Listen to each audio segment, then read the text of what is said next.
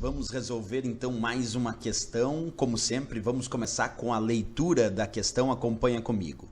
A respeito de tipos de computadores e sua arquitetura de processador, julgue os itens subsequentes.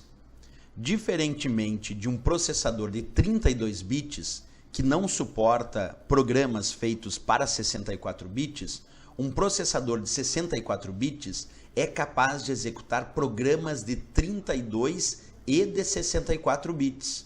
Olha que interessante essa questão, porque ela, em primeiro, analisa que nós temos versões de processadores de 32 bits e temos processadores de 64 bits. Tu imagina que tu vai comprar um computador e aí tu percebe que o teu computador tem um indicativo, que o processador dele é de 32 bits. Ou tu compra um outro computador e esse outro computador tem o indicativo de que o processador é de 64 bits. Perfeito. Primeira dica.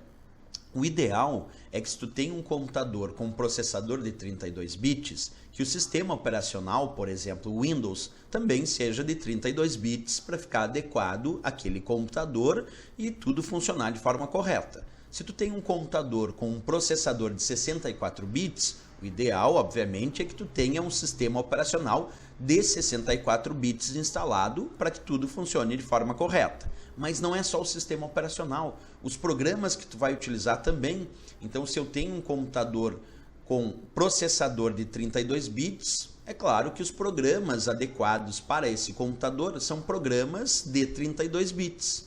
Se eu tenho um computador de 64 bits, com um processador de 64 bits, o ideal, como sempre, é que os programas que eu vou rodar, que eu vou executar neste computador, sejam de fato programas produzidos para 64 bits. Até aí, perfeito.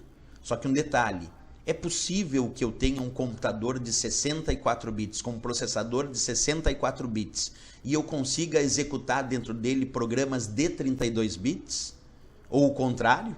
É o que a questão pede, porque a questão diz, observa, diferentemente de um processador de 32 bits que não suporta programas feitos para 64 bits, um processador de 64 bits é capaz de executar programas de 32 e de 64 bits. Isso está certo ou está errado? A resposta, observa ali comigo, está certa. Certa, marquei como certo. Mas por quê, professor? Porque, é claro, se o computador tem um processador de 64 bits, que é melhor, vamos dizer, mais evoluído tecnologicamente, ele consegue rodar programas de 64 bits, obviamente, porque ele é de 64 bits, mas ele também consegue rodar programas da arquitetura mais baixa, ele consegue rodar programas de 32 bits. Então, se o processador é de 64 bits, ele roda programas de 64 bits, mas ele também pode rodar programas de 32 bits.